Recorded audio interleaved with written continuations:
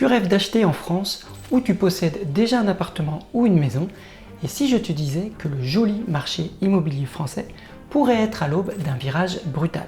Le marché immobilier est en panne sèche actuellement, il n'intéresse plus. Pourtant, c'est dans ces moments qu'il faut justement creuser la question. Dans cette vidéo, on va décortiquer les prédictions, les chiffres clés et surtout ce que toi, tu dois faire maintenant pour protéger et même booster ton patrimoine avec de l'immobilier. Pas de boule de cristal ici, on va étudier avec rigueur ce qu'il faut faire en fonction de l'évolution du marché. On va répondre à 3 questions simples. 1. Le marché français est-il vraiment en train de basculer?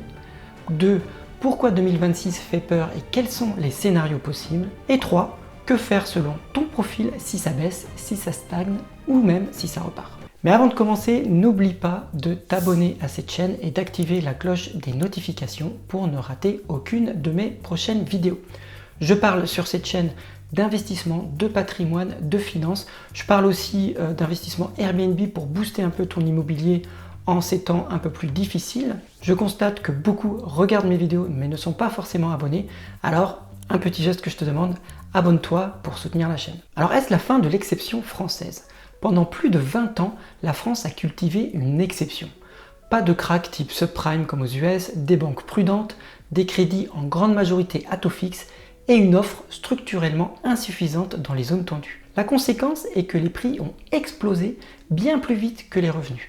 La fameuse courbe de Frigide, le ratio entre le prix et les revenus des ménages, montre un décrochage durable au-dessus de la moyenne historique. En d'autres termes, la pierre est devenue très chère. Sauf que depuis 2022-2023, le décor a changé. Les ventes ont connu un trou d'air historique en 2023-2024, une baisse de plus de 20% sur 12 mois même à un moment, moins d'acheteurs solvables, des délais de vente qui s'allongent et des négociations redevenues la norme et plus du tout une exception. Les biens avec défaut, mauvaise localisation, gros travaux, mauvais DPE, souffrent le plus. Les prix ont subi une baisse nationale plutôt modérée, plus forte dans les grandes métropoles qui avaient le plus flambé, comme Paris, Lyon, Nantes, Bordeaux, etc. Les taux d'emprunt sont passés d'environ 1% à plus de 4% fin 2023, puis on a vu une détente autour de 3,3-3,5%. En somme, ta capacité d'emprunt a fondu de 25 à 30%. Je rappelle qu'entre parenthèses que les taux autour des 1% étaient de toute façon exceptionnels et jamais vus dans l'histoire. L'accès au crédit reste très sélectif, apport nécessaire de plus en plus conséquent, revenus stables requis alors que le marché du travail n'a jamais été aussi compliqué, merci à l'intelligence artificielle. Aucun endettement exotique n'est permis alors que les frais explosent de partout et que les gens ne s'en sortent plus. La réglementation énergique a été durcie. Les passoires G déjà interdites à la location, les F en 2028 et les notés E en 2034 se vendent avec de grosses décotes. Mais ça ne concerne pas tout le marché. Les biens F et G se vendent avec 15 à 25% de décote. Cela donne un marché à 2 vitesses. Les logements bien notés, le DPE de A à C on va dire, bien situés, conservent beaucoup mieux leur valeur. Ce qui donne cette impression de ça dépend. Mais l'offre est rationnée. La construction neuve s'est effondrée. Beaucoup de vendeurs préfèrent attendre plutôt que de brader. Ça limite la chute de prix et il n'y a pas de raz-de-marée de vente forcée. Pas encore en tout cas. Si on résume la situation, on n'est plus dans la pierre ça monte toujours. Même si de toute façon, cette phrase est non seulement trompeuse, mais totalement fausse. On est dans une sorte d'atterrissage, et peut-être même pire que ça. C'est toujours bien de regarder ce qui se passe aux États-Unis, car c'est une sorte de miroir grossissant de ce qui se passe ensuite en France. Après 2020, les prix s'envolent aux États-Unis, les transactions se multiplient, et la Fed, l'équivalent de la Banque de France, mais aux États-Unis, remonte les taux à toute vitesse. Logiquement, tu te dis, ok, il va y avoir un crack. Sauf que le crack n'est jamais venu. La raison est un mécanisme simple mais violent, le mortgage lock-in. Si tu as un prêt à 2-3% sur 30 ans, tu ne vends pas pour racheter à 7%, qui sont les taux actuels aux États-Unis. Tu restes où tu es. Du coup, quasi plus d'offres à la vente. Les transactions s'écrasent, mais les prix tiennent. Moins d'achats, moins de ventes, mais pas de raz-de-marée de biens bradés. Et en France, est-ce qu'on peut vivre la même chose? En partie, oui. On a, nous aussi, beaucoup de taux fixes et les propriétaires préfèrent garder leur taux à 1% que de vendre. Les banques ont été très strictes, pas de subprime à la 2008, des dossiers plus solides et aujourd'hui, peu de défauts. Donc, comme aux USA, le marché se grippe. On ne négocie plus, on met plus de temps à vendre, les prix reculent surtout là où ça avait le plus flambé. Mais on n'observe pas pour l'instant de chute libre généralisée. La nuance française, elle est là. Nos crédits sont souvent sur 20 à 25 ans, pas 30 ans comme aux États-Unis. La mobilité pro et perso nous pousse un peu plus à bouger. Et on a la pression énergie avec les DPE, F et G qui sortent de la location. Du coup, l'offre ne se tarit pas autant qu'aux États-Unis. Elle baisse, mais elle ne disparaît pas. Ce qui pourrait se passer, un ajustement lent par exemple. Pas une falaise, mais plutôt une pente, une baisse modérée, segmentée, tirée vers le bas par les biens mal notés, mal situés ou à gros travaux. La leçon à retenir est très claire. Sans vente forcée, pas de crack. Pour qu'un marché craque vraiment, il faut la triple peine. Des ménages en difficulté qui doivent vendre, un tas d'offres qui déferlent d'un coup sur le marché et un crédit fermé qui empêche les acheteurs de prendre le relais. Si l'un de ces trois ingrédients manque, tu n'as pas un crack, tu as un dégonflement. Long, parfois pénible, mais gérable. Les États-Unis nous montrent qu'un marché peut s'endormir sans s'effondrer. Peu de ventes, peu d'offres, prix qui tiennent par défaut. La France, elle, peut faire une version à la française de ce scénario. Moins dramatique, plus lente, très locale. Et c'est exactement pour ça qu'on va juste après passer au plan d'action. Comment tu utilises ces signaux pour acheter mieux, vendre plus vite ou investir sans te brûler en 2025-2026. On passe à l'étude de 3 marchés concrets, Paris, Reims et Guéret. L'objectif, c'est de te montrer le réel du terrain.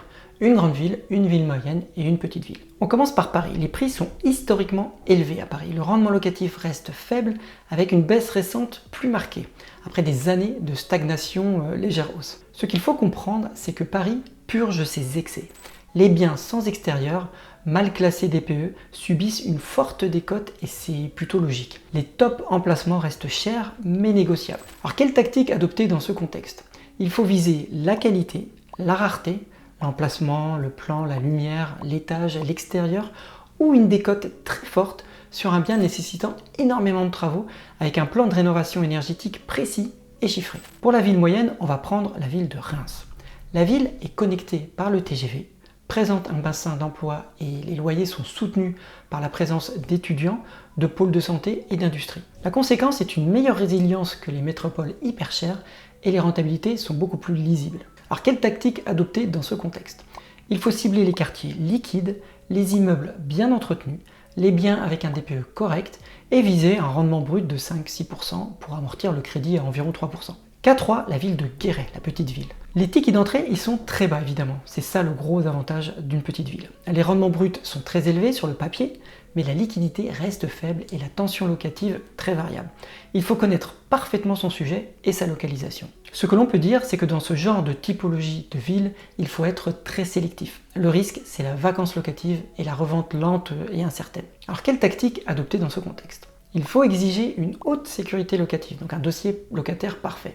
Viser un cash flow net positif après toute charge, plus un petit coussin de trésorerie pour pallier à une vacance locative d'1 à 2 mois par an. Et bien sûr, prévoir les travaux DPE. La conclusion de ces exemples, c'est qu'il n'existe pas un seul marché français. Tu dois jouer ultra local. Demande réelle, DPE, revenus locatifs, tension locative et liquidité à chaque fois. C'est pour cela que les classements des villes les plus rentables, les moins chères ou avec la meilleure tension locative, ça ne veut pas dire grand-chose. Tu gagnes toujours sur un tableau et tu perds sur l'autre. Et ceux qui s'en sortent bien sont ceux qui arrivent à minimiser les risques et bien négocier le prix pour le marché précis qu'ils ont choisi de cibler. Il n'y a pas 1000 scénarios possibles, il y en a 3 de mon point de vue. Le premier scénario, c'est le crack. L'économie cale, le chômage monte, les taux ne redescendent pas, ou pire, ils repartent. Les ménages fragiles doivent vendre, les investisseurs sortent et les stocks explosent. Dans les zones qui avaient pris l'ascenseur, Paris intramuros et certains quartiers hype de grandes métropoles, tu vois par exemple des moins 20 à moins 30% cumulés. Pas partout, pas pour tout, mais ça tape là où c'était le plus cher et le moins rentable. Concrètement, tu le détectes comment ça? Les annonces restent longtemps en ligne, les vendeurs coupent dans les prix, recoupent, renégocient, acceptent les conditions.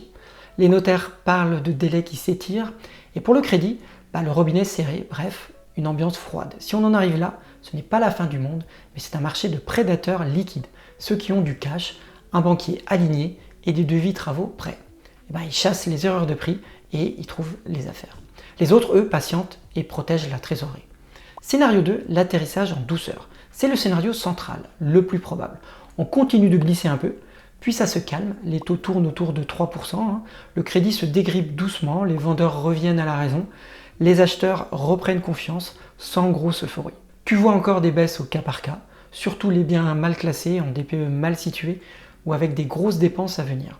Mais globalement, le marché se pose. Les volumes de vente remontent, les prix oscillent dans une fourchette serrée. À Paris, on arrête l'hémorragie, à Reims, on négocie mais on vend, et à Guéret, on reste sélectif parce que la demande locative, elle, n'obéit pas aux mêmes règles. Dans ce film-là, tu peux agir intelligemment. Tu négocies fort, tu sélectionnes mieux, tu finances proprement. Pas de coup de poker, de la méthode pure. Et enfin, le scénario 3, c'est la reprise. Là, c'est le retournement qui surprend tout le monde. La confiance revient, les taux glissent plus que prévu, les ménages se réengagent, les transactions repartent et les prix montent un peu à nouveau, mettons 2 à 3% par an. Rien de délirant, mais assez pour que tu regrettes d'avoir attendu le point bas parfait. Alors le signe avant-coureur, c'est quoi? Les biens corrects partent vite, parfois au prix, les vendeurs redeviennent exigeants, ta négo se crispe, ton banquier t'appelle avant que tu l'appelles. Dans ce contexte, l'effet de levier du crédit redevient ton ami, à condition de rester discipliné.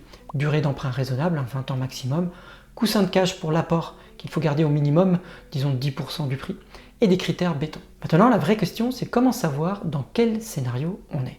Pour ce faire, on peut utiliser une méthode rigoureuse. Tu regardes 3 indicateurs, toutes les 4 à 6 semaines environ. Le premier, c'est les stocks de biens à vendre. S'ils gonflent d'un coup, alors c'est une alerte crack.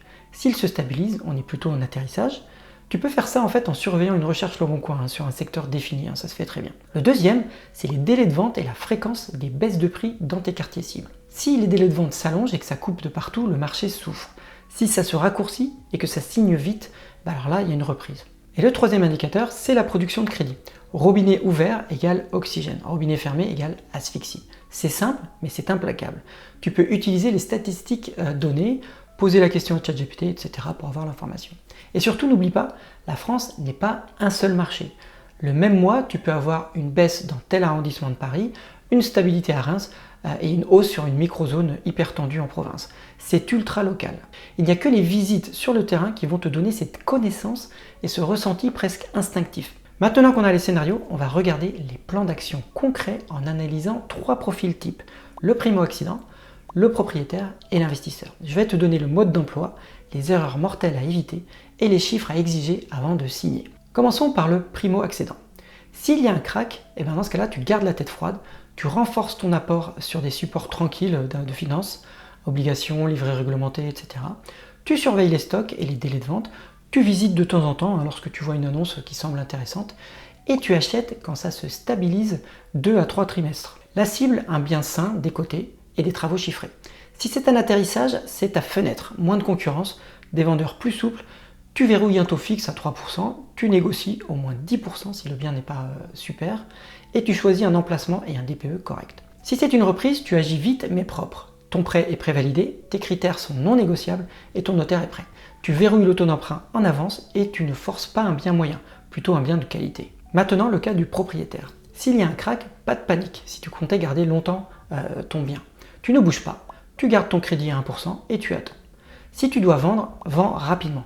Un petit boost DPE, des petits travaux d'isolation légère, chauffage, peut faire gagner des semaines et éviter une grosse décote quand tu revends. Si c'est un atterrissage, tu arbitres. Tu gardes les biens liquides et bien notés, tu sors les canards boiteux avant les grosses dépenses qui vont arriver sur ton logement. Tu renégocies assurance, charges, prêt, s'il y a une opportunité.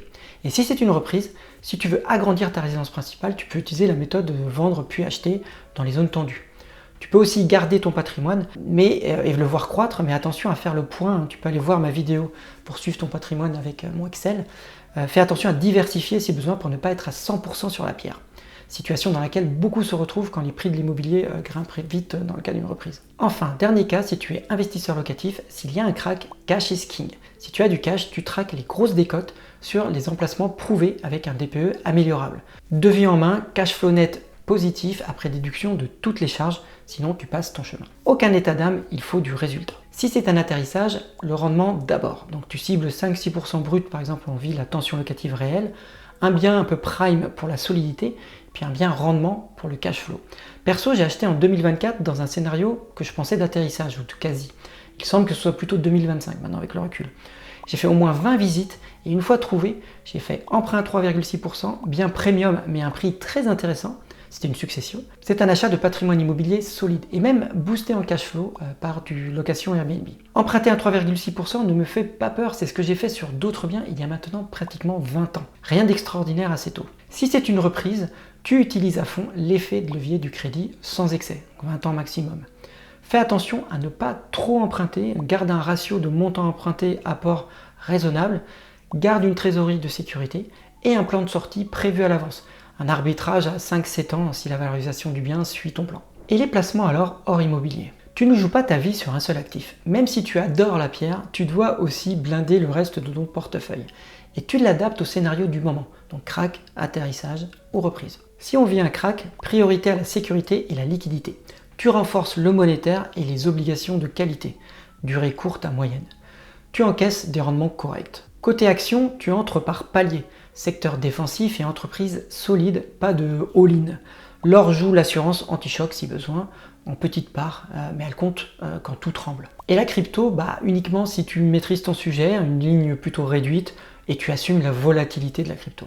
La règle d'or, c'est de préserver ton capital et la liquidité pour frapper quand l'immobilier et la bourse ont purgé. Si on atterrit en douceur, tu passes en mode équilibre. Un cœur de patrimoine en obligataire en propre par exemple, va voir ma vidéo sur les obligations pour comprendre. Des ETF Action Monde ou SP500 en versement programmé, fais pas de market timing, et une dose par exemple d'immobilier papier comme de la SCPI ou des foncières. Tu surveilles les frais au plus bas, la fiscalité, PEA, assurance vie, etc. Et tu rééquilibres ton allocation tous les 6 à 12 mois. L'objectif, c'est des comptes qui progressent même si l'immobilier physique traîne pendant ce temps-là. Et si ça repart franchement, tu allonges un peu la durée obligataire pour profiter d'une éventuelle baisse des taux. Sur les actions, tu surpondères les valeurs de croissance, les valeurs de qualité, sans t'enflammer. Un rappel simple, c'est que l'allocation de ton portefeuille est plus importante que ta prédiction. Tu ne sais pas vraiment quel scénario on va avoir, mais tu maîtrises ta répartition, tes entrées en palier et tes règles de risque tout simplement. Avec ça, tu n'attends plus le bon moment, tu le crées en immobilier. Le marché français n'est pas condamné au krach, mais plus personne ne peut prétendre que ça monte toujours. 2026 sera le test. Digestion terminée ou nouvelle baisse. Peu importe le scénario, tu peux gagner si tu appliques la méthode. Oui, ça demande du travail l'immobilier. Si tu n'es pas prêt à cela, n'investis pas dans l'immobilier, tout simplement. Je le rappelle tout de même, c'est pas un conseil personnalisé que je fais là, mais plutôt des grands principes à respecter. Fais tes propres calculs et si besoin, consulte un professionnel. L'immobilier, ça présente beaucoup d'opportunités, mais il faut être très rigoureux. Voilà, et moi je te dis à très bientôt pour une prochaine vidéo.